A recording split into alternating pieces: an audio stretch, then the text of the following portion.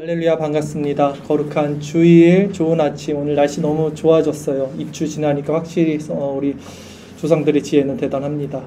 함께 예배드림이 기쁨이 됩니다. 평안하셨는지요, 한 주간? 그래요. 여러분 지금 숨 쉬고 계시나요? 성도에게는요, 기도가 숨입니다. 기도가 성도의 숨이 돼요. 그래서 기도를 영혼의 호흡이라고도 말을 합니다. 사람이 숨을 쉬지 않으면요, 생명을 잃듯 기도하지 않은 성도는요, 성도일 수 없어요. 때문에 마틴 루터, 종교개혁자 마르틴 루터는 이렇게 말했어요. 기도 없는 그리스도인이 되는 것은 호흡하지 않고 살아가는 것만큼이나 불가능하다. 성도는 반드시 기도로서 살아가는 존재다는 것이죠. 기도의 중요성에 대해서도 예수님이 오늘 본문을 통해서 이렇게 몸소 보여주셨습니다. 오늘 본문에 보면 예수님은요, 어떻게 기도했습니까? 습관을 따라 기도하셨고요. 땀방울이 핏방울이 되도록 간절히 애써 힘써 기도하셨습니다. 그래서 오늘은 기도에 대해서, 기도의 중요성에 대해서 제목, 습관을 따라 기도하며 인생의 문제를 푸는 자들이 되자. 습관을 따라 기도하며 인생의 문제를 푸는 자들이 되자라는 제목으로 말씀을 전하겠습니다. 자, 오늘 설교는요, 본문 내용과 연관시켜서 제가 다음과 같이 7부분으로 나누어서 말씀을 드리겠습니다. 첫째는요, 우리는 언제 기도해야 하는가? 기도의 때. 둘째는 우리는 왜 기도해야 하는가? 기도의 이유에 대해서 살펴볼 거고. 셋째, 우리는 어디에서 기도해야 하는가? 기도의 장소도 살펴볼 거고요. 넷째, 우리는 누구에게 기도드려야 하는가? 기도의 대상. 다섯째, 우리는 어떤 기도를 드려야 하는가? 그러니까 기도의 내용도 살펴볼 겁니다. 여섯째, 우리는 어떻게 기도드려야 하는가? 기도의 방법도 살펴볼 겁니다. 일곱 번째, 마지막으로 기도함에 있어서 우리가 얻는 유익은 무엇인가까지 살펴본 후에 우리가 기도를 하지 않는 이유들이 무엇인지, 또 기도하지 않을 때 우리에게 생기는 문제점도 함께 살펴볼 것입니다. 그리고 최종적으로 우리가 어떻게 기도 생활을 지속하며 건강한 신앙생활을 할 수 있는지에 대한 결론을 도출해내고자 합니다. 오늘 말씀을 통해서 우리 기도 생활에 활력이 넘치고 주님이 주시는 힘을 얻는 은혜가 있기를 바랍니다. 자, 먼저 첫 번째죠. 우리는 언제 기도드려야 하는가? 기도의 때. 오늘 본문에 보면 예수님은 언제 기도를 드리셨나요? 오늘 본문 다시 보도록 할까요? 누가복음 22장 39절 말씀이죠. 제가 읽겠습니다. 예수께서 나가사 습관을 따라 강남산에 가시매 제자들도 따라갔더니, 이렇게 시작을 했습니다. 예수님은 습관을 따라 기도 드리셨어요. 습관을 따라 기도드렸다는 것은요, 가끔씩 하는 특별한 행동이 아니라 일상화된 삶의 패턴이죠, 습관은. 따라서 우리는 언제 기도드려야 하는가라는 질문의 대답은 정확합니다. 분명합니다. 바로 예수님처럼 습관을 따라 일상 속에서 정해진 시간에 정해진 때에 기도해야 한다는 것이죠. 습관을 따라 기도하는 거예요. 이것이 기도의 때입니다. 사도행전 3장 1절에 이런 말씀이 있습니다. 주일 설교 말씀 9절인데요. 제가 읽겠습니다. 프린트 참고해 주시면 돼요. 제9시 기도 시간에 베드로와 요한이 성전에 올라갈새. 이 제9시는 히브리 시간으로 오후 3시를 우리나라 시간으로 말하죠. 베드로와 요한이 성전에서 기도했어요. 그 시간에, 정해진 시간에, 정해진 장소에서 습관을 따라 기도했습니다. 사람에게 습관은요, 매우 중요합니다. 왜냐하면 습관이 그 사람의 인격과 삶의 방향성을 결정하기 때문입니다. 그래서 파스칼은요, 습관은 제2의 천성이라고 그랬어요. 제2의 천성으로 제1의 천성을 파괴한다 라고 말했어요. 이 말은 즉 사람이 타고난 성향과 기질, 천성이 있죠. 천성은 못 바꾼다 그러잖아요. 그런데 습관이 그 천성조차도 변화시킬 수 있다라는 거예요. 처음에는 우리가 습관을 만들어냅니다. 어린아이들 잘하는 거 보세요. 그 패턴이 그 사람의 습관을 만들어요. 그러나 나중에는요, 그 습관이 그 사람을 만들어내는 거예요. 아침에 일찍 일어나는 사람은요, 근면한 삶을 살 수 있습니다. 날마다 성경을 읽는 사람은요, 말씀의 은혜와 능력 안에서 평생을 살 수 있습니다. 긍정적인 생각을 하는 사람은요, 단순하고 밝은 마음을 지니게 됩니다. 생각조차도 습관이에요. 아세요? 생각도 습관입니다, 여러분.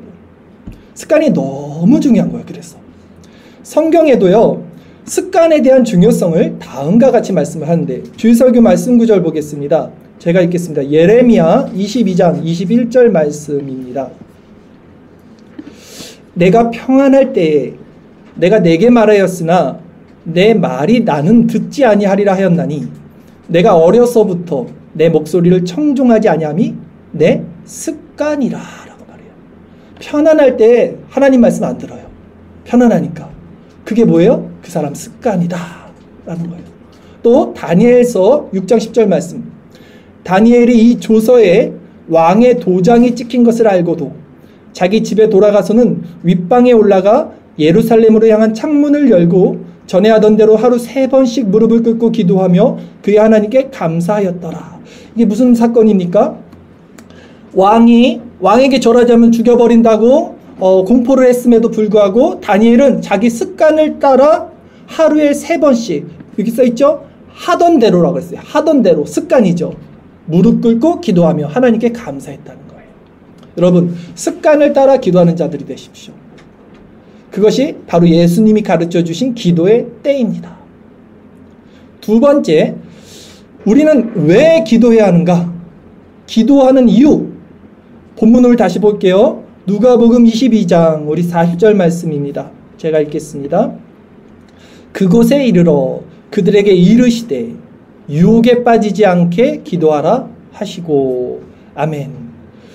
자, 본문이 말해주는 바와 같이 성도가 기도해야 하는 이유는요, 유혹에 빠지지 않기 위함입니다. 찰스 스펄전 아시죠? 설교 잘하시는 찰스 스펄전은요, 당신은 쉼없이 유혹받기 때문에 쉼없이 기도해야 한다 라고 말했어요. 저는 이 말에 전적으로 동의합니다.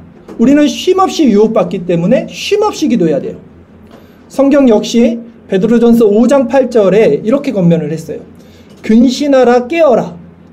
너희 대적 마귀가 우는 사자같이 두루다니며 삼킬 자를 찾는다. 이렇듯 사람이 시험에 드는 가장 큰 이유는요, 무엇입니까? 기도하지 않기 때문이라는 거예요. 여러분 꼭 기억하십시오. 기도하지 않으면요, 시험에 듭니다. 반대로 말해볼까요? 그러면 기도하면 어떻게 됩니까? 시험에 들지 않을 수 있습니다. 그러므로 시험에 빠지고 나서 기도하는 것이 아니라 시험에 빠지기 전에 습관을 따라 기도하셔야 돼요. 너무 중요하죠? 우리 습관에 대해서 배웠죠? 시험에 빠지고 나서 기도하면 늦어요. 왜냐하면 시험에 빠지면 바르게 기도할 수 없어요. 이미 마음의 상태가. 그러니까 시험에 빠지기 전에 습관적으로 기도를 하셔야 돼요. 예수님도 그래서 주기도문에서 어떻게 말씀하셨냐면 시험에 들지 않게 하옵소서라고 기도하라고 그랬어요. 시험에 들지 않을 때 기도하는 거예요, 여러분. 이해하셨죠? 습관을 따라. 또한 성 어거스틴, 아우구스티누스도 어떻게 말했냐면 기도는 영혼을 지키는 성이라고 말했습니다. 기도가 영혼을 지키는 성이다. 적이 들어오기 전에 성을 짓잖아요. 적이 들어온 다음에 성을 짓는 바보가 어디 있습니까? 큰 사람 없잖아요. 마찬가지예요. 기도도 사탄의 유혹에 빠지기 전에 해야 되는 것이죠. 성경은 기도의 중요성에 대해서 이렇게도 말씀합니다. 베드로전서 4장 7절 말씀입니다. 주일설교 말씀 구절 제가 읽겠습니다. 만물의 마지막이 가까웠으니 그러므로 너희는 정신을 차리고 근신하여 기도하라. 아멘. 그러기에 시험에 들기 전에 미리 깨어서 기도하는 자들이 되십시오. 그럼 세 번째, 기도하는 장소는 어디인가? 다시 본문으로 볼까요? 본문 누가복음 22장 41절 말씀입니다. 그들을 떠나 돌 던질 만큼 가서 무릎을 꿇고 기도하여. 예수님께서 제자들을 데리고 갔지만 돌 던질 만큼 한 몇 미터 저 앞이겠죠? 무릎을 꿇고 기도했습니다. 돌 던질 만큼 혼자 떨어진 곳이 기도의 장소다라는 것을 본문을 통해 알 수 있어요. 또한 성경은요, 기도의 장소에 대해 다음과 같이 말씀하는 구절이 있어요. 마태복음 6장 6절 말씀, 주일설교 말씀 구절 제가 읽습니다. 너는 기도할 때에 내 골방에 들어가 문을 닫고 은밀한 중에 계신 내 아버지께 기도하라. 은밀한 중에 보시는 내 아버지께서 갚으시리라. 아멘. 기도는 이렇게 은밀한 곳에서 은밀히 보시는 하나님 앞에 드리는 것이 중요합니다. 물론 우리가 금요 기도 집회처럼 함께 모여서 합심으로 기도하는 것도 중요합니다. 성경에 보면 마가 다락방에 120명의 성도들이 모여서 전혀 기도에 힘쓰는 모습이 있었죠. 기도에 힘쓰는 모습을 볼 수 있었습니다. 그럼에도 옆 사람을 의식하지 않을 수 있는 거리 정도, 이렇게 떨어져서 기도하는 것은 필요하다는 것을 알 수 있죠. 그래서 예수님도 지금 제자들을 데리고 가셨지만 조금 떨어진 곳에서 기도하셨어요. 자, 지금까지 말씀 한번 중간 정리를 해볼게요. 기도는 습관입니다. 그리고 시험에 빠지지 않기 위해서 기도를 해야 되는 거예요. 그리고 그러기 위해서 정해진 시간과 한적한 장소에서 기도드리는 것이 좋다. 이렇게 세 가지 살펴봤습니다. 계속 이어서 네 번째, 우리가 기도해야 하는 대상은 누구입니까? 이거는 다 아는 거예요, 사실. 오늘 본문 볼게요. 누가복음 22장 42절 말씀으로 다시 돌아갑니다. 제가 읽겠습니다. 이르시되 아버지여, 예수님 말하는 거예요. 기도의 대상 누굽니까? 아버지여. 여기까지만 읽어도 될 것 같아요. 기도의 대상은 바로 성부 하나님, 하나님 아버지입니다. 자, 기도에 대해서 정확히 말씀을 드릴게요. 우리는 성자 예수님의 이름으로 기도를 하죠. 그래서 성령을 힘입어서 기도를 하는 거고요. 기도의 대상은 그러나 성부 하나님이 되시는 겁니다. 그러니까 가끔 막 예수님께 기도한다고 그러는데 그게 아니죠. 성부, 물론 삼위일체 같은 하나님이시지만 기도의 대상은 성부 하나님입니다. 그러나 우리가 하나님께 다다를 수 있으려면 그리스도를 통해서 가야 돼요. 그래서 예수님의 이름으로 가는 거고요. 그 모든 것을 적용하고 알게 하시는 것은 성령 하나님의 힘을 또 받아야 되는 거죠. 이렇게 균형을 잘 이해하시면 됩니다. 결국 기도의 대상은 성부 하나님이다. 그래서 예수님도 하나님 아버지께 기도한 거예요. 다섯 번째, 기도의 내용은 무엇인가? 이제 내용이 중요하겠죠. 본문 누가복음 22장 42절 43절 두 절 말씀 제가 읽겠습니다. 이르시되 아버지여, 만일 아버지의 뜻이거든 이 잔을 내게서 옮기시옵소서. 그러나 내 원대로 마옵시고 아버지의 원대로 되기를 원하나이다 하시니 천사가 하늘로부터 예수께 나타나 힘을 더하시더라. 아멘. 기도의 내용은요, 아버지의 뜻을 구하는 거예요. 내 뜻이 아닌 아버지의 뜻을 구하는 것이 기도의 내용이 되어야 합니다. 내 원대로 마시옵고 아버지의 원대로 되기를 원하나이다. 왜냐하면 아버지의 뜻대로 기도해야 기도가 이루어져요. 천사들이 와서 우리에게 힘을 준다 이렇게 말했죠. 예수님도. 예수님이 말한 건 아니고 성경에서 말했죠. 천사가 하늘로부터 예수께 나타나 힘을 더하더라. 요한일서 5장 14절 15절 말씀에 보면요, 주일설교 말씀 구절입니다. 제가 읽어드릴게요. 그를 향하여 우리가 가진 바 담대한 것은 이것이니 그의 뜻대로 무엇을 구하면 들으심이라. 아멘. 하나님의 뜻을 구해야 돼요. 그것이 우리의 담대함이 될 수 있고요. 그것이 기도가 이루어지는 열쇠가 될 수 있습니다.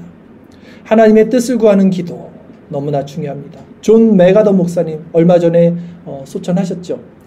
존 메가더 목사님이 이렇게 말씀하셨어요. 기도는 우리 뜻을 하나님께 강요하는 것이 아니라 하나님의 뜻에 우리를 굴복시키는 것이다. 개혁주의 신학자 존 프레임도 이런 말을 했어요. 하나님의 뜻을 아는 데서 기도가 시작돼야 되고 하나님의 뜻에 순복함으로 기도가 완성돼야 된다. 하나님의 뜻을 아는 데서 기도가 시작돼야 되려면 하나님의 뜻은 어떻게 할 수 있습니까? 말씀을 통해서 할 수 있어요. 말씀과 기도는 같이 가는 거예요. 항상. 그리고 순종은 무엇입니까? 성화예요. 결국은. 순종함으로 기도가 완성된다. 이렇듯 기도는요, 내 생각을 내려놓고 하나님의 뜻에 초점을 맞추는 것이 핵심입니다. 즉 내 뜻과 고집이 꺾이는 것이 기도의 본질이에요. 여러분, 그 야복강 사건 기억하시죠? 야복강에서 야곱이 씨름을 한단 말이에요. 천사와 밤새도록. 근데 먼저 깨어진 것은 무엇이냐? 그러니까 하나님이 야곱에게 졌어요. 인정해줬어요. 그 이름을 바꿔주셨어요. 그런데 먼저 깨어진 것은 야곱의 환도뼈였어요. 이게 순서였어요. 야곱이 깨어졌기 때문에 하나님이 그에게 져주시고 은혜를 베풀고 축복해 주셨습니다. 여러분 안에 깨어질 것이 무엇인지를 점검하셔야 돼요. 그것이 여러분이 드리는 기도 내용이 되어야 됩니다. 내 뜻이 관철되는 것이 아니라. 그러므로 하나님의 뜻을 깨닫고 내 원대로 마시옵고 아버지의 원대로 되기를 원하나이다. 이렇게 기도하는 자들이 될 수 있기를 바랍니다. 간단한 구절이지만 사실 예수님의 이 상황은요, 정말 절박하고 정말 엄중하고 정말 인간적인 표현으로 무서운 상황입니다. 예수님 모든 걸 다 아셨는데 얼마나 인간성이 있잖아요. 두렵겠습니까? 이 일을 이제 일어난대, 여러분. 그럼에도 예수님이 진정 원했던 기도는 내 뜻이 아니라, 할 수 있거든 잔을 돌리지만 내 뜻이 아니라 하나님 뜻대로. 우리도 정말 이런 기도 드리는 저와 여러분 되기를 바라겠습니다. 자, 이제 6번째 기도하는 방법에 대해서 살펴볼게요. 다시 본문으로 돌아갈게요. 누가복음 22장 44절 말씀 제가 읽겠습니다. 예수께서 힘쓰고 애써 더욱 간절히 기도하시니 땀이 땅에 떨어지는 핏방울 같이 되더라. 아멘. 자, 기도의 방법은요, 힘쓰고 애써 간절히 기도를 드리는 것입니다. 예수님께서는 전심을 다해 땀이 핏방울이 되도록 기도를 드렸어요. 그러나 우리는 종종 어떻게 기도드립니까? 형식적으로, 율법적으로 또는 중언부언하듯이 그렇게 드릴 때가 있어요. 하지만 기도는 그렇게 드려서는 안 돼요. 기도는 전심을 다해 은혜로 말미암아 마음에 이렇게 평안이 채워질 때까지 드리는 것이 중요해요. 이렇게 되려면 우리가 애써 힘써 기도를 드려야 되는 거예요.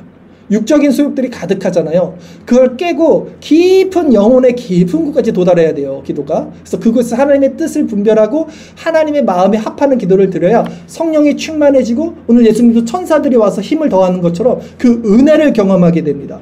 그러니까 율법적으로 조금 하다가 시간 때우고 가는 그런 것 말고 신령한 은혜가 주어질 때까지, 마음에 힘을 얻을 때까지 우리가 힘쓰고 애써 기도하는 것이 중요합니다. 실제로 깊이 우리가 오래 기도하다 보면요, 마음에 빛이 비치고요, 평안이 주어지고요, 생각이 정리가 됩니다. 이때까지 기도하셔야 돼요. 왜냐하면 이것을 맛봐야지만 계속 또 기도를 추구하게 됩니다. 이걸 맛보지 못하면 기도가 재미없겠죠? 형식적이 되겠죠? 율법적이 되겠죠? 매너리즘이 되겠죠? 온전히 힘써 애써서 마음의 평안이 채워질 때까지 모든 것이 명확해지고 하나님의 지혜와 사랑과 충만함으로 역사될 때까지. 이것은 그러나 시간만은 아니에요. 시간이 길다고 무조건 되는 것이 아니라 정말 진실하게 자신의 죄를 회개하는 것부터 시작해서 진실하게 그리스도를 바라보는 것으로 나가서 하나님께 찾을 때 하나님이 은혜로 주시는 그 사랑의 빛입니다. 자, 이것이 너무 중요해요. 사실 힘쓰고 애써 간절히 기도드린다. 이것이 기도의 방법, 예수님이 보여주신 내용이고요. 마지막 7번째는요, 우리가 이렇게 기도함으로써 이제 받게 되는 유익은 무엇일까요? 첫째, 2가지를 나눠봤어요. 첫째는 우리는 바른 삶을 살아갈 수 있어요. 이렇게 기도를 하게 되면요, 바른 삶을 우리는 바른 삶을 아무도 못 살아요. 그렇죠? 우리는 지각이 무너진 자들이에요. 지정의가 무너진 자들이고요, 스스로 재판장이 됐지만 선악을 분별하지 못하는 자들이지요. 육체의 소욕 가운데 있는 자들이죠. 그러나 기도함으로써 우리는 바른 삶을 살아갈 수 있게 되고요, 또 시험에 빠지지 않게 된다 그랬죠. 그러면 이제 믿음의 강화가 일어납니다. 믿음이 성장돼요. 믿음이 단단해져요. 믿음이 커집니다. 그리고 둘째, 우리가 기도로서 받게 되는 유익은 뭐냐면, 다른 이들의 죄를 우리는 때에 따라 지적하거나 견책하거나 책망할 때가 있어요. 그럼에도 이 마음의 공의와 사랑의 균형이 있기 때문에 평정심을 갖게 돼요. 이것이 너무나 중요하죠. 본문으로 다시 한번 돌아가 볼게요. 오늘 본문 마지막 구절입니다. 누가복음 22장 45절 46절 2절 말씀이에요. 제가 읽겠습니다. 기도 후에 일어나 제자들에게 가서 슬픔으로 인하여 잠든 것을 보시고 이르시되 어찌하여 자느냐, 시험에 들지 않게 일어나 기도하라 하시니라. 아멘. 자, 성도는요, 기도를 통해서 심령이 확장되죠. 그러면 어떻게 됩니까? 이해의 관점이 넓어지죠. 사람들에 대한 이해의 관점이 넓어집니다. 그 결과 누구든 사랑할 수 있는 마음을 갖게 됩니다. 본문의 예수님은요, 기도하지 않고 잠자는 제자들에게 화를 내시기 전에 그들을 이해했습니다. 본문은 이렇게 기록하고 있어요. 슬픔으로 인하여 잠든 것을 보시고. 이들은 왜 슬픔으로 인하여 잠들었다고 표현을 했을까요? 제자들은요, 이제 예수님이 자신이 죽을 것을 말씀을 하셨잖아요. 그러기 때문에 그 말씀을 들은 후 이 격정, 슬픔, 이것에 잠겨서 마음이 지치고 결국 잠이 들었던 것이죠. 이것을 슬픔으로 인하여 잠든 것이다 라고 성경 저자는 표현한 것입니다.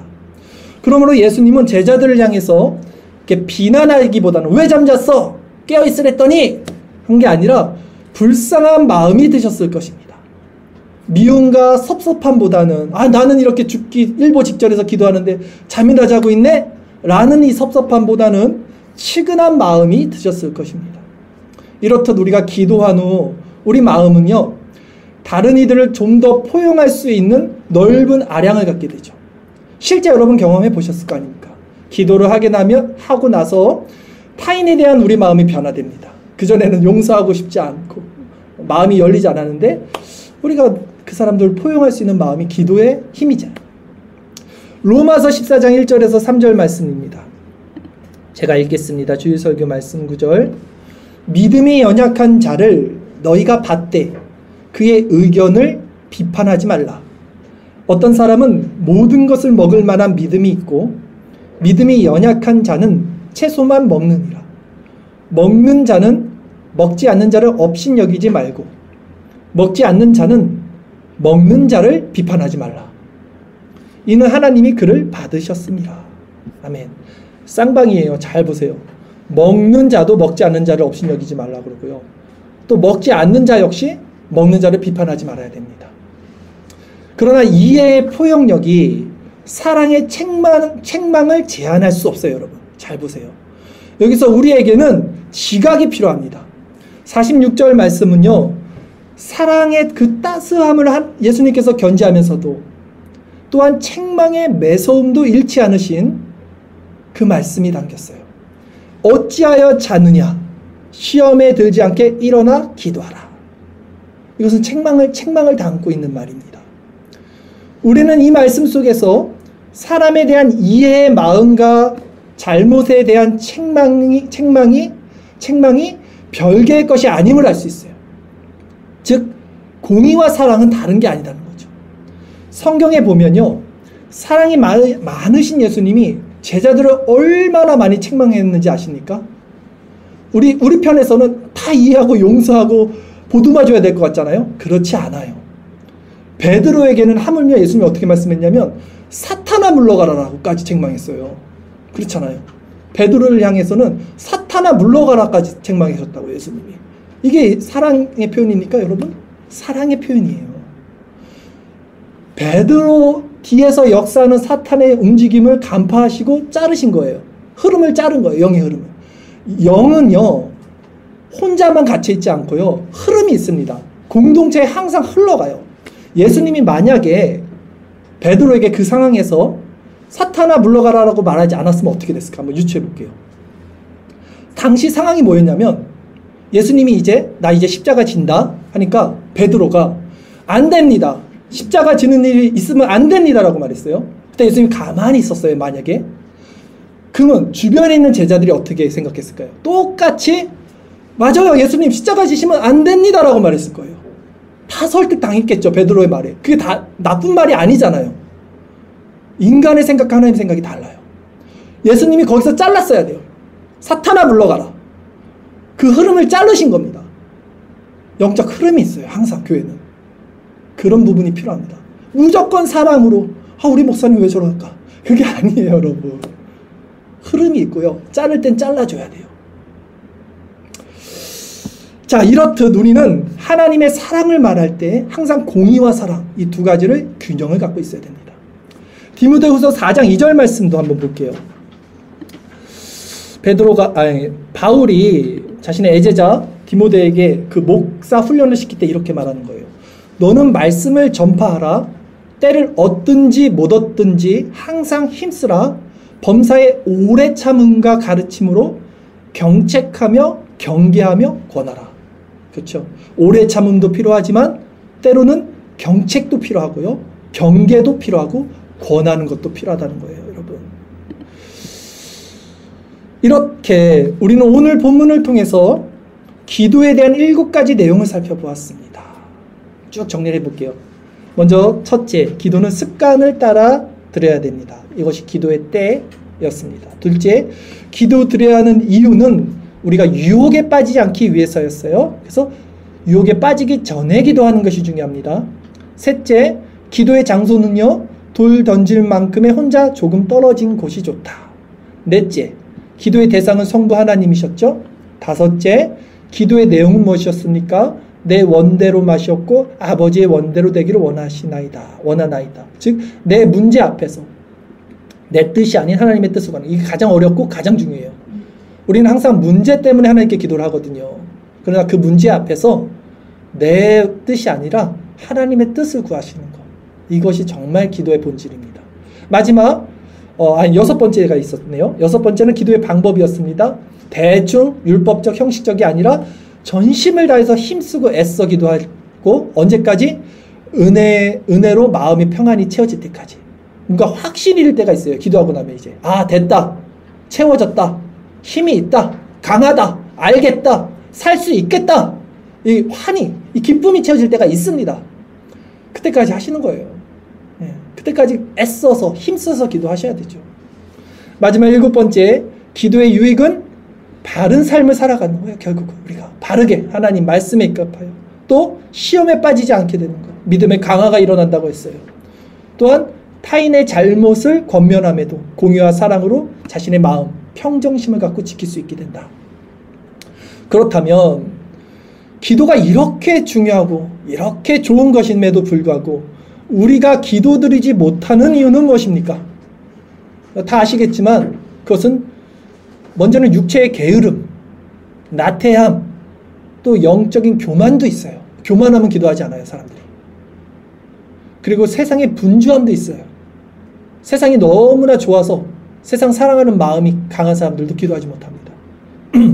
잠언서 6장 9절 말씀, 주일설교 말씀 9절 제가 읽겠습니다.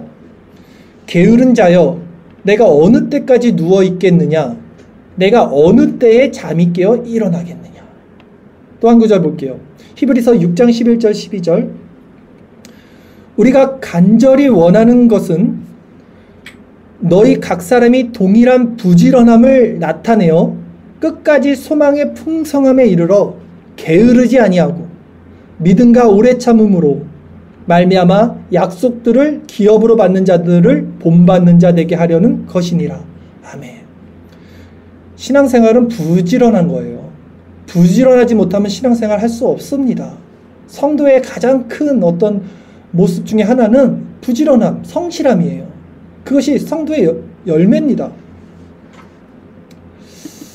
부지런하지 않고 게으른 것, 나태한 것, 태만한 것, 그리고 세상의 분주함, 영적 교만, 다 기도하지 못하게 하는 악입니다. 그렇다면 우리가 이렇게 계속 기도하지 못할 때, 이런 어떤 악한 영향으로 기도하지 못할 때 이제 결국 우리에게 일어나는 해악, 나쁜 일들은 무엇일까요? 시험에 빠지는 거죠. 시험에 빠지는 거죠. 시험에 빠지면 어떻게 됩니까? 하나님의 뜻을 모르겠죠. 하나님의 뜻이 분별되지 않아요, 이제. 그러면 어떻게 됩니까? 자기가 주인이 돼요. 자기가 판단하고 자기가 뜻을 세웁니다. 자기가 옳고 그름의 주체가 됩니다. 그러면 어떻게 됩니까? 이제 고통을 당하죠. 자기가 주인된 삶은 고통입니다. 그건 절대 편하지 않아, 인간은. 그 고통 가운데 어떻게 됩니까? 비참하게 살고 그 끝이 결국 돌이키지 않으면 멸망입니다. 끝이에요, 이게. 오늘 본문 이후에 깨어서 기도하지 못하고 잠들었던 제자들 이제 어떻게 됩니까? 예수님이 붙잡히실 때 모두 다 예수님 버리고 도망가요. 이것이 바로 기도하지 않는 자들에게 닥치는 결과입니다. 얼마나 비참하고 얼마나 망신스럽고 얼마나 추접하고 얼마나 부끄럽습니까, 이게. 성경에는 기도하지 않으므로 시험에 빠지거나 죄악에 빠진 사례가 너무나 차고 넘쳐요. 몇 가지만 살펴보면 이스라엘 백성이 가나안 땅을 정복할 때 기억하시죠? 우리 말씀 묵상했을 때 하나님께 묻는 게 기도예요. 나갈 때는 항상 승리를 합니다. 그런데 묻지 않고 전쟁에 나갔을 때는요, 패망하는 모습들을 많이 봤어요. 다윗 역시 전쟁 중에 기도와 영적 경계를 소홀히 했을 때 한가롭게 이렇게 지내면서 그때 어떻게 됩니까? 결국 밧세바를 범하는 큰 죄에 빠집니다.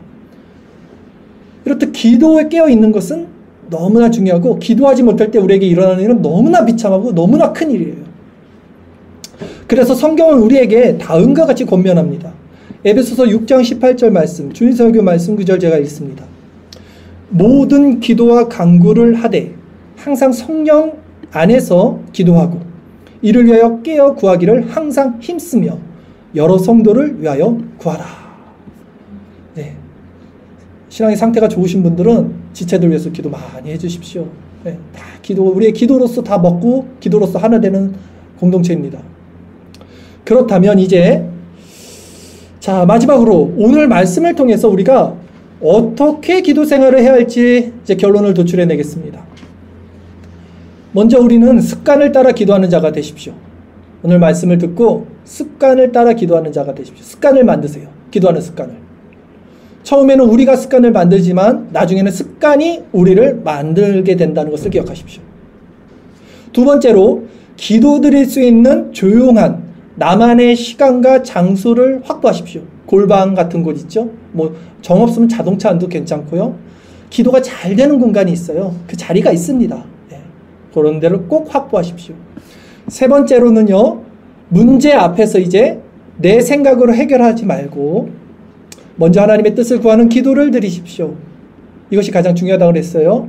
그리고 마지막으로 충분한 시간을 들여서 전심을 다해서 기도하십시오. 충분한 시간을 통해서 은혜가 채워질 때까지 깊이 힘써 애써 핏방울이 땀방울이 될 때까지 못하더라도 힘써서 기도하십시오.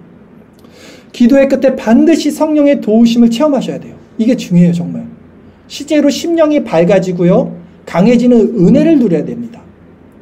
그래서 예수님이 기도하고 나면 항상 힘이 있는 거예요. 항상 사역 전에 기도하시는 이유가 그것입니다. 그렇다면 습관을 따라 기도드리고요. 조용한 시간과 장소를 확보하고 충분한 시간을 들여서 기도드릴 수 있는 가장 적기 좋은 때가 언제일까요, 여러분? 이 모든 것을 갖출 수 있는 컨디션. 바로 새벽 기도 시간이죠. 이거밖에 없어요. 아무리 제가 찾아봐도. 새벽 기도는 새벽에 기도드린다는 단순한 차원은 아닙니다. 이 새벽 기도가 의미하는 바는 뭐냐면 우리가 우리의 몸을 쳐서 복종시키는 거예요. 피곤하고 고된 것을 쳐서 복종시키는 훈련이죠.